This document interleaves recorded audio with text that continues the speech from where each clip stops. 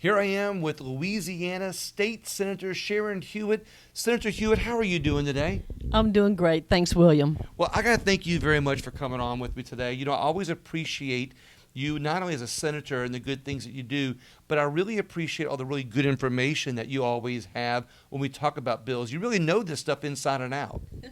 Well, thank you. I hope I don't disappoint today. Not at all. Well, we're going to talk about, to let the audience know, we're doing a legislative wrap-up on your legislation here, and then since there's a impending or pending, have people to look at it, a special session that's coming up, you're going to talk about which bills you would or would not have vetoed, that got vetoed, that's bringing everybody back in.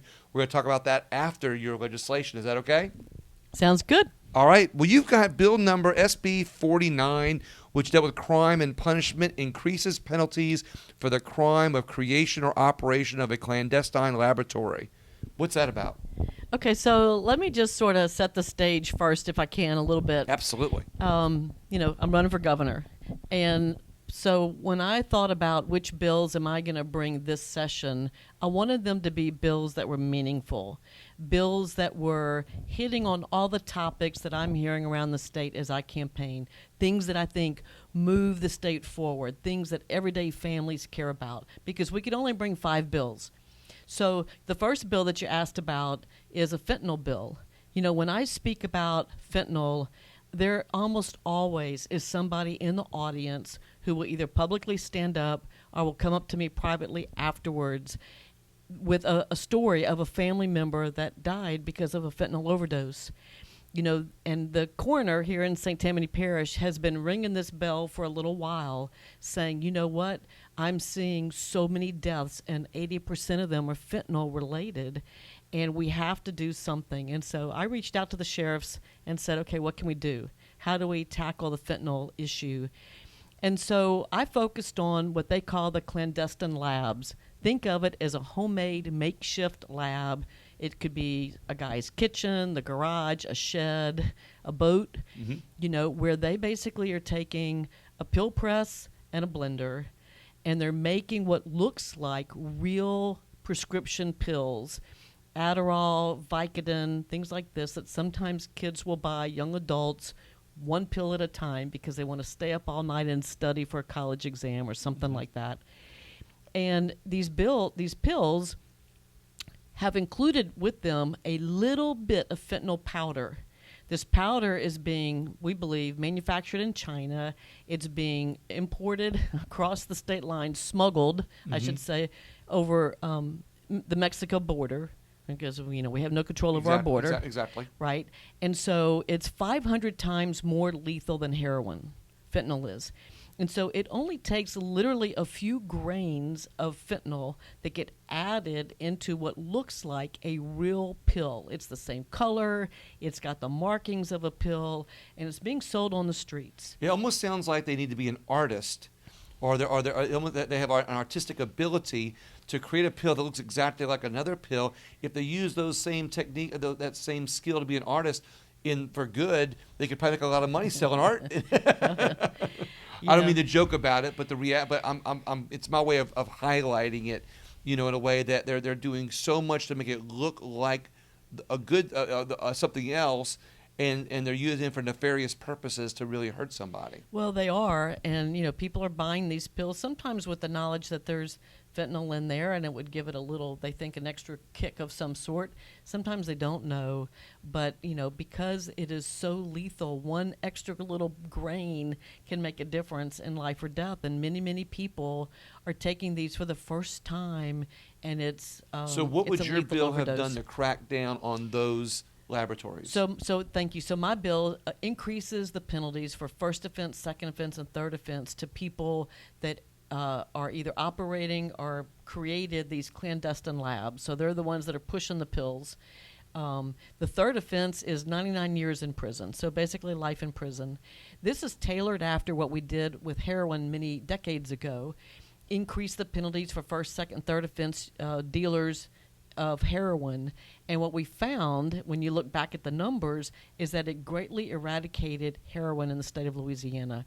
And what the drug dealers were saying, and some of the deputies that were involved at that time in the enforcement of this, is that the dealers were basically going around the state of Louisiana instead of through the state of Louisiana because they didn't want to get busted in Louisiana because our penalties were so big. So other states doing the same thing?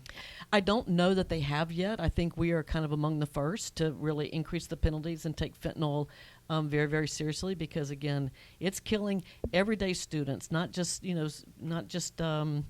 people that are, drug users. These are people that many times it's their first time, and it's affecting lots of everyday families. And I hear about it all across the state. So, there's a very important bill. Lots of bipartisan support. The governor, supported that as well. Yeah, there's a lot of statistics going around now that if you're between the age of like 30-something or 20-something and 40, that you're more likely to die of fentanyl than anything else. Well, it's scary. We had we're on track to have more deaths this year in St. Tammany than we did last year. Last year, I think we had 180 deaths due to fentanyl. In Jefferson Parish, or Baton Rouge, it's something more like 360 deaths last year. It's horrible. And so this is a way for us to say, draw a line in the sand and say, not in Louisiana. We don't want you in Louisiana. And, if you're going to do that, you're going to have to go someplace else. And while there's other bills that focused on fentanyl, I like how your bill focuses on a different aspect of it and focuses on something else that's a problem. Thank you for that. 113 you have provides for certain insurance premium discounts. Well, the other big issue that I heard about, traveling the state is insurance. Oh my gosh, if you've gotten your insurance bill recently, whether you're talking about home insurance or flood insurance, if you're south of I-10, people are finding that they're upside down. They're paying more for insurance than they are for the mortgage.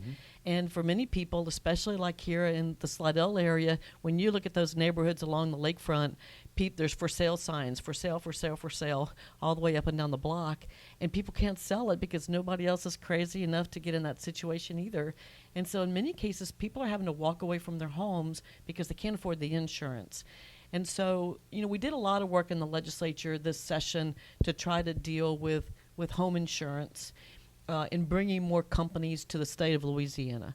From a regulatory standpoint, we are different than other states in how we regulate the insurance industry. And in many cases, that's what causes insurance companies to say, I don't even want to come to Louisiana because I just don't like how you deal with our industry. We did some things to try to address that. The thing that I focused on was the fortified roof program. So we heard in Alabama, we know in Alabama, they have a fortified roof program. Those roofs aren't coming off. If you have a fortified roof and you go through a hurricane, and we all know, if you don't lose your roof, you can minimize the damage to your house. If you lose your roof, it's like, game over. Right. My bill says if you put a fortified roof on your house or you do other hurricane mitigation things like hurricane shutters, and there's a lot of other different things you can do, that the insurance companies must reduce your insurance premiums. And it's based on an actuary, so it's going to be, sound, actuarially practiced, data. But the benefit doesn't just go to the insurance companies. It's also going to go to the homeowners or the business owners that took the time and extra expense to put on a fortified roof.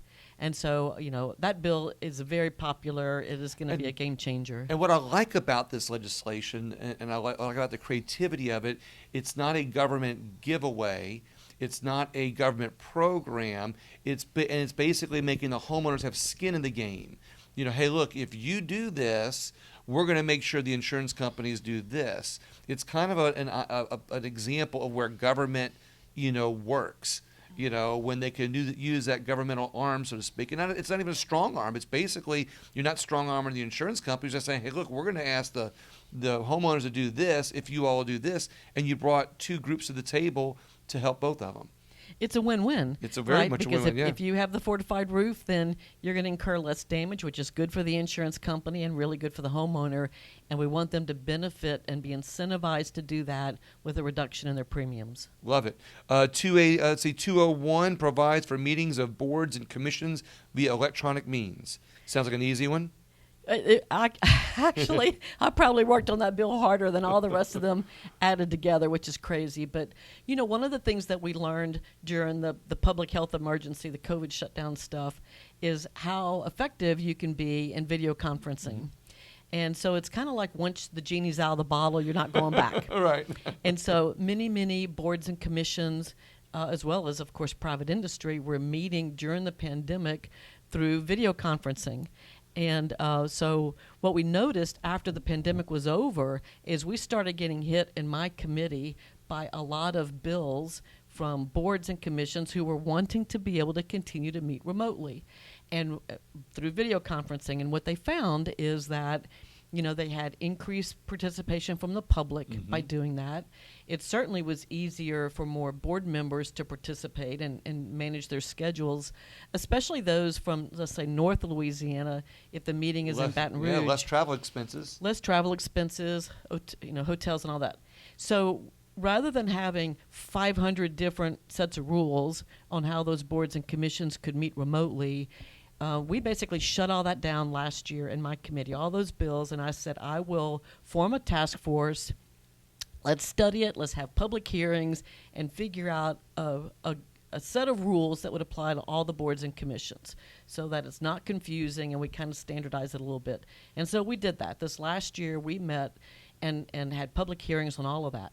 One of the things that we didn't expect to come out of that, which was really a driving force at the end, was the disabled community showed up for those meetings and they said, you know, this is a great opportunity for us to more fully participate in our government, both as a member of the public as well as a board member. Now it makes it easier for us to serve. Makes it more inclusive, right? More inclusive, and we want to be included in our government and the operating, practices of our government.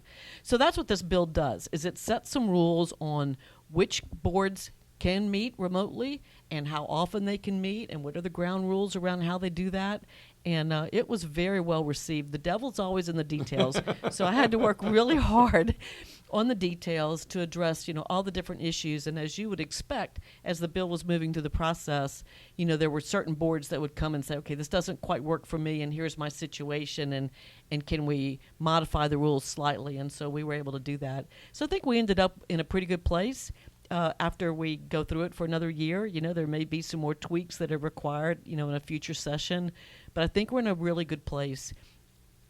Those boards that are the most important and have the biggest budgets will always still have to meet in person. But those that have a little more flexibility will be able to meet remotely some of the time. The ones that are more impactful on your wallet have to meet in person. That's right. That's a good idea. I like that one. 204 provides relative to the M.J. Foster Promise Award Program. So this bill is about workforce. This is about getting more people into the workforce. We have 2 million jobs in Louisiana and 185,000 job openings right now. So people don't want to work. And Louisiana has one of the lowest workforce participation rates in the country. So I began asking, why is that? And as I was meeting with... I was getting ready to ask the same question. Yeah. And as I was meeting with executive leadership teams around the state, it didn't matter what industry it was. Whenever I asked, what's the big issue for your company, they always talked about workforce. They didn't, if it was a hospital group, they didn't talk about healthcare, they talked about workforce. If it was an oil and gas group, they didn't talk about oil and gas, they talked about workforce. And so I said, okay, well, what do we do to address the workforce? Because people can't get enough employees right now. And so why do we have such a low workforce participation rate in Louisiana? Well, in some cases, it's because we incentivize people to stay home and we have too many couch potatoes. Right. So I do think that's part of the issue, and we have to work on that. But one of the issues is also because people want to work, they just don't have the right skills for the jobs that are open, right? There's a gap between the skills they have and the jobs that are open. And so what the Foster Promise program does, and it was named after the governor, we put this program in place 2 years ago. It is intended to help those, we call them adult learners. So generally it's people that are older than 21. They've already been in the workforce. They've got a couple of jobs. They've got a couple of kids. They're working their buns off. They just don't quite have enough to make ends meet. And they really want some new skills. But they can't afford the $5,000 to go to a community technical college, right, to get those skills. And so what we found was happening is that we had $10 million appropriated for that program, and we only got $1 million out the door. So we had money and a long waiting list, but not enough people that made it through all the hurdles to Right. actually get the money. And so this bill focuses on eliminating those hurdles. And so what we're going to be doing is actually be paying tuition using state dollars for your first semester to go to an LCTCS, Community Technical College school, while we work with you with financial counselors at that school to get you the federal funding that you need then to complete the program. And so state dollars to get you in the door and get you started, yeah. right, and get you with some financial counseling to help you, because it's very difficult for some of the students to navigate all the hoops that you have to And go not only through. that, but sometimes it helps the government realize this person's serious if they've had a year under their belt to get more financing or more programs. Yeah, you have to get people started. And what we found is that we had 6,000 people that had applied last year, but only 1,000 people made it through. One of the biggest hurdles is the FAFSA. Remember that? Oh, yeah, that's a nightmare. It's a nightmare. For any of us that have all of the family support and data at our fingertips. What we found is for some of these young adults in their 20s, the average student is 27 Right. that goes through a community technical college program. They sometimes don't have a relationship with their parents. They don't have all the parental, suppose they're 25, they still don't have all the information from their parents' tax Right. returns to be able to complete the FAFSA. And so they would start down the road and they would give up. And then they just say, well, I just can't. I'm just not going to do it. I'm just not going to do it. And this gets them not only started in a program, but with the right people that can help them fill out those forms and navigate that paperwork to where they don't give up just because of the paperwork. This is the best way to invest, in my opinion, is to invest in the people of Louisiana. So you're investing in people when you're helping them go to a community technical college system. You're getting them into the workforce. You're making them more self-sufficient, more independent, less dependent on government Bridging services. that gap between the people who want to be in the workforce and need the skills and the people who, don't. These are people that are committed. I love No it. one's more committed. And we found that once you get people like this into the system, their completion rate is something over 80%. So you get them started and they complete because they're very motivated to paying for the expenses that they need to provide for their family. And that's what your bill does, looks like, right? Yes. Let's see, you got 25, urges and requests the board to prepare for implementation of an educational savings account program. So, yeah, education savings accounts, that's basically, you're hearing about these all around the country. It is kind of where the money follows the child. Mm-hmm. And we passed several bills like this last year that basically said, if your student is not achieving a certain level of proficiency, I passed a literacy ESA bill last year. If your child's not reading on grade level in second or third grade, you could take the state portion of your education dollars and move your child from a public school to a private school or a homeschool situation. How's that one working? Well, he vetoed the bill last year. Yeah. It was a really good idea, and it's being done in other states. And so, we know that not every child learns the same, that some kids do better in smaller classes, for example, which in many cases you can get that in a private school or a homeschool setting. And so, we just need options. Parents need choices. They want choices in how, and they know best about how their child learns, and they're more committed to anyone and to ensuring their child is successful. When you hear how well homeschooled children do, and not saying that it's just the homeschooling, but it's the parental involvement aspect of it that I think is really important. And what these ESAs do, put parents back in control of their children's learning, which I think is a major component in helping children excel, in school. No, I agree. Parents need to be involved. They want to be involved. During COVID, parents got to see behind the curtain, Yeah. What their kids were being taught or not taught, and they didn't necessarily like what they saw. So I wonder if the vetoing of these ESA bills means that the governor's not for parental rights. Well, Yeah. I mean, that would certainly be. That's me saying that. That would certainly be, a conclusion. Rhonda Butler had one for disabled children, too. She did. She had one for disabled children that we passed last year in the legislature. The governor vetoed that as well. So this year there were several ESA bills. I thought it was kind of obvious that the governor is probably going to veto them again. And so I took a little different tack this year. What I basically passed was a resolution that urges the Department of Education to kind of go through the So details. 25 is a resolution. Yeah. Okay. To go through the details as to, what would that look like? What would be the rules around an ESA? And, the governor can't veto a resolution. This is a smart maneuver. So it's kind of outmaneuvering a little bit around the governor and saying, okay, because the Department of Education is supportive of this. But the devil's in the details, and there are a lot of details that still need to be worked out. So this gives the Department of Education and Bessie a year to work out all the details. And then my hope would be, the next legislature and the next governor, hoping that's me, will pass an ESA bill, and we'll already have the details worked out, and we'll hit the ground running.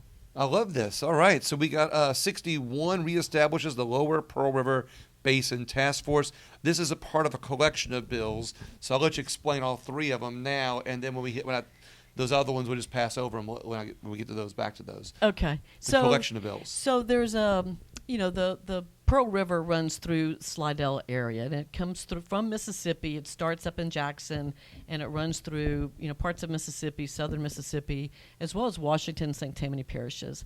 And there's a project that has been under consideration in Jackson, Mississippi for about 10 years now. It's been renamed many different things. We tend to call it the One Lake Project around here, and what they want to do is to dam up part of the Pearl River to create a lake. They call it for flood control. We call it lakefront property. That they're building. It's going to be a great development project for somebody to have, all these beautiful homes along a lake that they just created. So maybe it has kind of a dual purpose. The concern for us, we're downriver of that, is when you start damming up a river, you're changing the flow rate, you're changing the salinity, because of course it ultimately goes into the Gulf of Mexico. Right. So a reduction in rate in the river translates into water coming up the river from the Gulf, which is saline, saltier That's water, right. and you're changing the ecosystem. So you're risking many different endangered species in terms of birds and fish and things like that. You're affecting the discharges of plants and manufacturing facilities that maybe discharge into the Pearl if you don't have enough water to dilute everything. Right. You're changing all of that.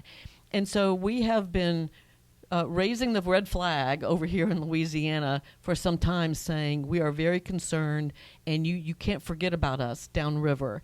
And so I have created and have to recreate every year the Lower Pearl River Basin Task Force, and that consists of all of the state agencies that have anything to do with water. So it's it's CPRA, the Department of Environmental Quality, Department of Natural Resources, even the Department of Transportation, and as well as representation from the House and the Senate and Washington and St. Tammany parishes. And we basically are providing the consolidated response from the state of Louisiana to the Army Corps of Engineers at the appropriate times on this project, on the One Lake project, in making sure they understand the concerns that we have downriver, and that you can't do something in Jackson at the expense of us in Slidell and other areas, Right. on the lower. So this lower river, Pearl. this lake is in Jackson. The lake is in Jackson, or the proposed lake is in Jackson. And, this is a great example where states have to work together. You have to consider the river as an Exactly. entire ecosystem. Right. You can't operate in a vacuum without considering the whole system. And so we've been working with our congressional delegation, of course, all the local elected officials. Many of the environmental groups are involved, heavily involved, as a matter of fact, in ringing the bell. And so I had a number of pieces of legislation, resolutions, basically kind of weighing in on the project, recreating the task force to make sure that we're positioned in September to providing kind of another statewide response to this, which is just a huge, huge issue here in my district, and for anybody that lives and works. Because nobody wants to, if they change what's coming down the Pearl River, it's going to change the economy. It's going to change the face of the communities here. It's going to change a lot of things. And then what happens if it breaks? What happens if those dams break? And it's going to cause more problems here. So I guess what your bill legislation does, and I always try to not so much put things in a nutshell, but for the layman to understand it, you're basically putting some muscle into some organizations in Louisiana to help negotiate with another state in such a way that that Louisiana not only benefits but has a voice in the matter. Yeah, we want to make sure that Louisiana's concerns are heard, and the legislation that I have passed multiple years now is related to that, and organizing the state's response and trying to throw a little bit of weight behind it. We're working very closely with Congressman Scalise's office and others, on the federal level to make sure that they don't get funded and they don't get the green light to go ahead unless they have addressed all of our concerns downriver. So 28 commends Marguerite Mickey Jones on being named the grand winner of the WGNO TV Channel 26. I always like to read these because I want to if you're wanting to recognize them, I want to make sure they get recognized. Who's Mickey? It's a lady here in Slidell who's just done lots and lots of great community work, and she was recognized by WGNO TV and got to compete. I think it was in California for a national, recognition. It's just being, a good civic-minded person and a good person in the community. So 88 is another one of these, declares Monday, May 15th as Elevate Day, or Louisiana Day at the Louisiana Capitol.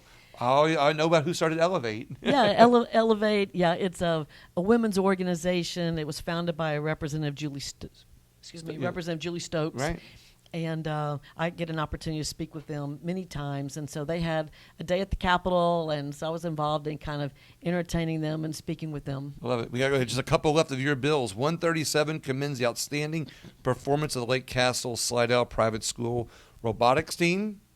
Well, I'm a huge robotics person, as you probably know. My nickname around the state is the STEM Queen. And I've done so much work in the area of STEM, knowing that the employers are asking for more technology from their employees, right? And so we have to build an education pipeline that does that. Mm-hmm. We're still teaching the same stuff in high school that we taught when I was in high school. Now, the world's changed. It's changed just in the last 2 to 5 years. Right. And so STEM is a way of focusing our state on, those kinds of technologies and encouraging women in particular to go into, more technical type fields.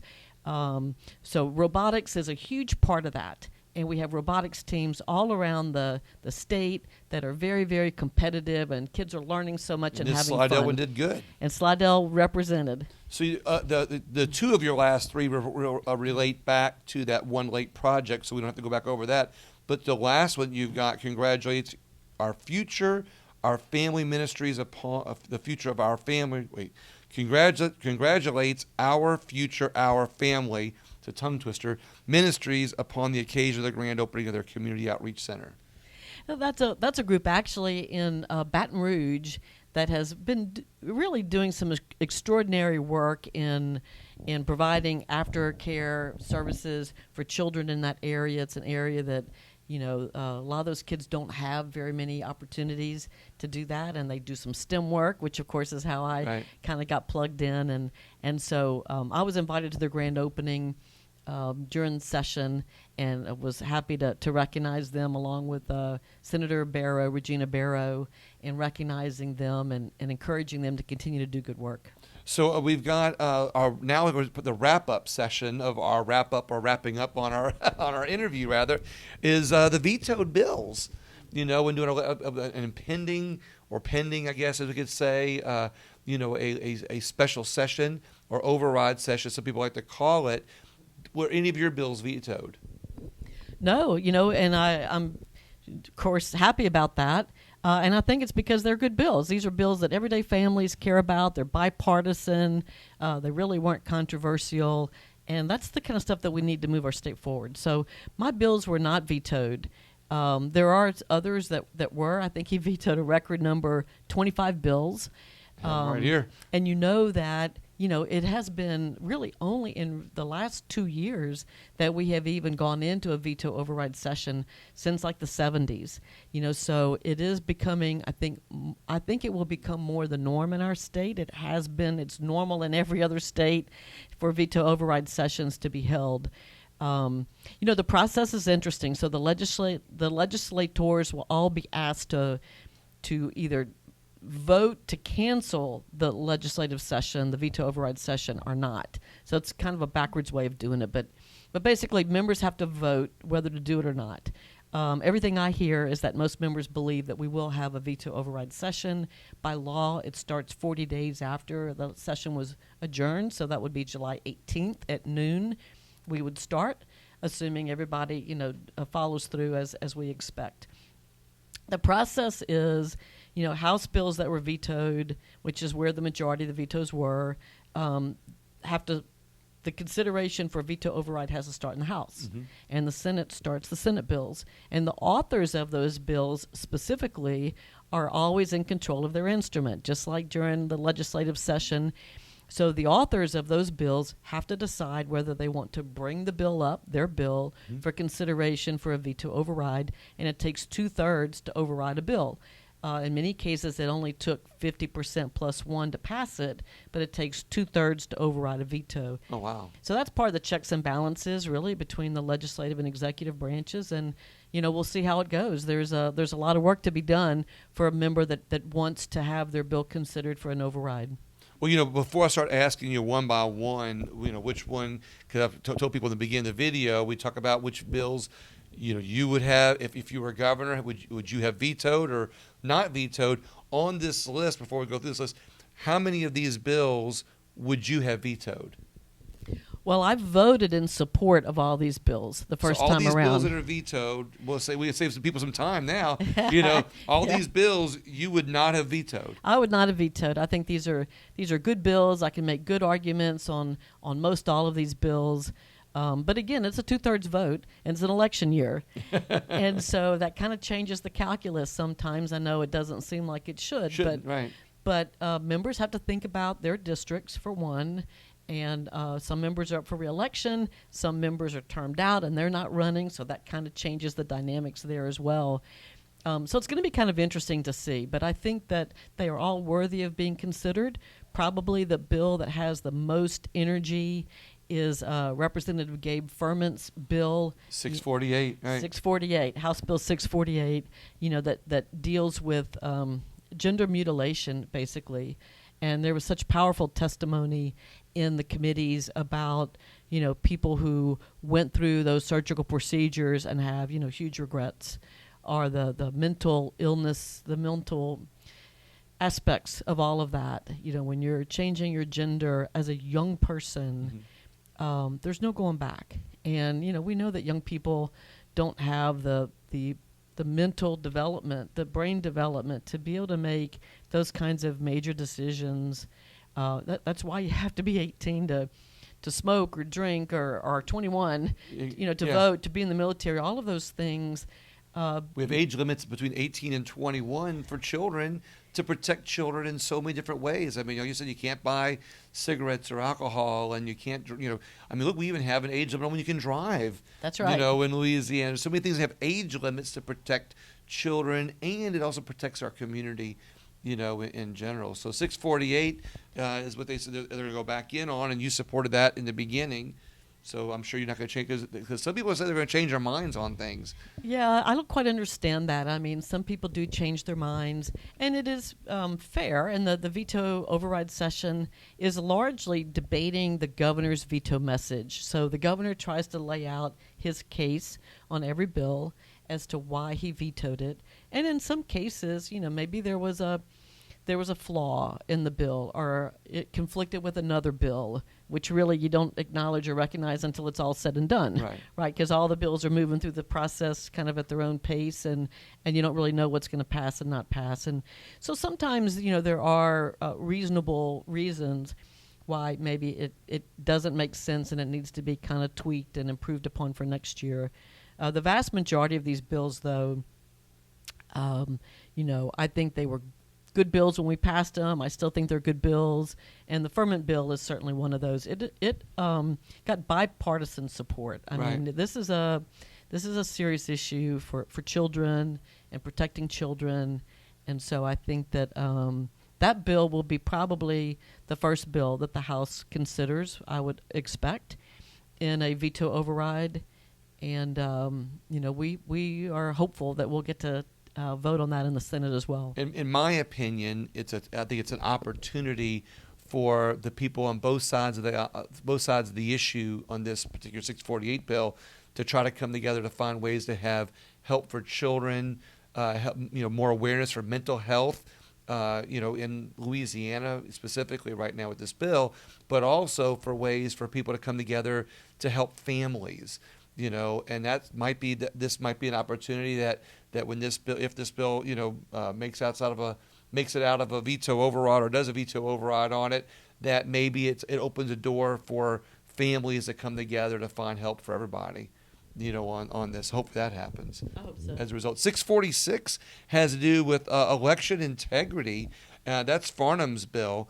That one provides for the annual canvass of registered voters, which personally, I'm always for canvassing, because more and more in our state right now we're finding bad registrations all over our state, and this I think helps curb that, right? Yeah, we heard that bill in my committee. I chair the Senate Governmental Affairs Committee, which has oversight over election laws, and so we've done a lot of good work over the last 4 years, I think, in moving bills that were going to make our elections more safe and secure and higher integrity. We killed a lot of bad bills that I think would have put us, in with a bunch of other states where they already have kind of a mess in their elections. And so we do a pretty good job in Louisiana. Our laws are pretty well thought out. I mean, I subscribe to the, you can always improve things, philosophy.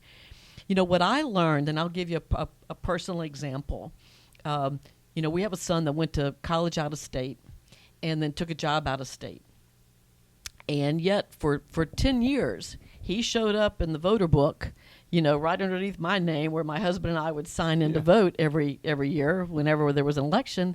And his name was still there, even though he had a driver's license in Texas. He registered to vote in Texas, once he went to work there, then moved to New York. He's registered to vote in New York, and yet he continued to show up on our rolls.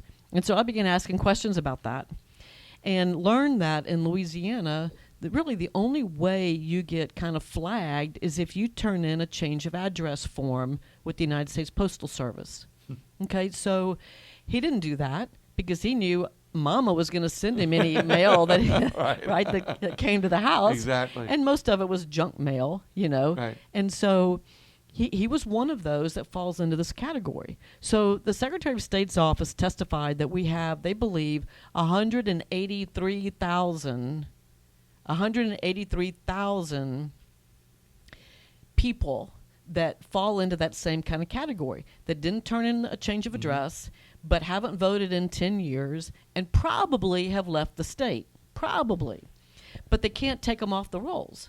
And so what this bill would do is to say, we want to send them a postcard and say, hey, do you still live there? If you do, check the box and we'll keep you on the rolls. And if they don't respond, then you're kind of assuming maybe they don't live there. And so they send a second postcard and give them a second chance. Please return this postcard. It's very important if you still live there.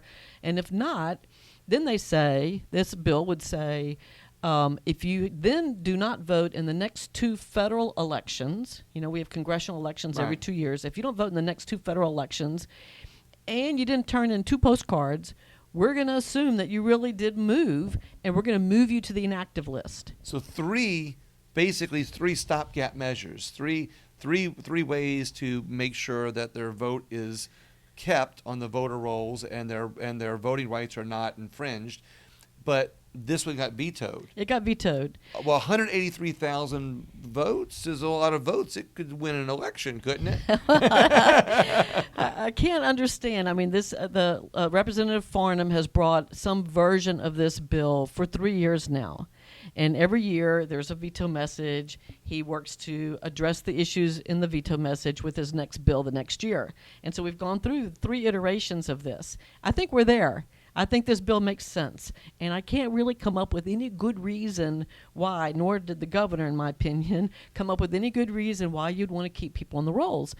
And it manifests itself into problems, let's say, with recall petitions. So you might remember we had a recall petition in New Orleans for the mayor of New Orleans, and the first the law says that you would use a certain percentage of the active voters as to the number of people you have to sign a petition. Oh, yeah. Well, they couldn't they couldn't agree on how many active voters there were, because there was this 183,000 people hanging out there that they really don't think are active voters, but they're technically kind of not exactly, off the list. They're not on the list.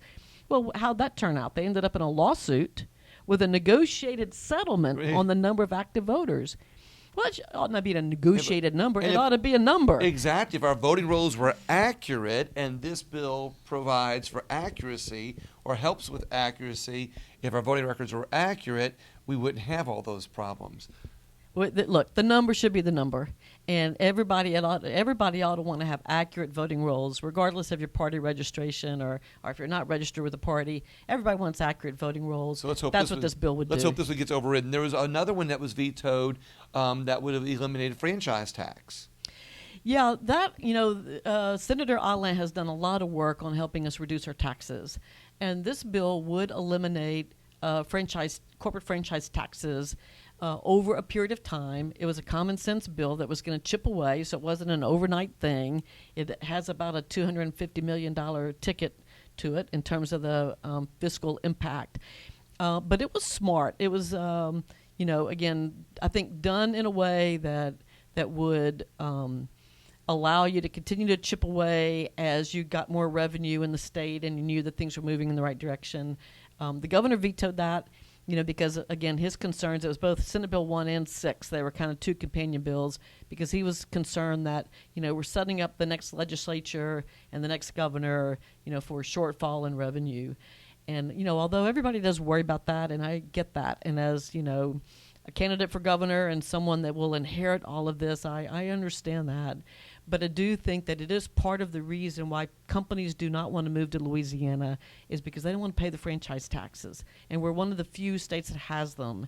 And so it is a barrier in terms of economic development and economic growth to our state. And so it is something that we need to get rid of it.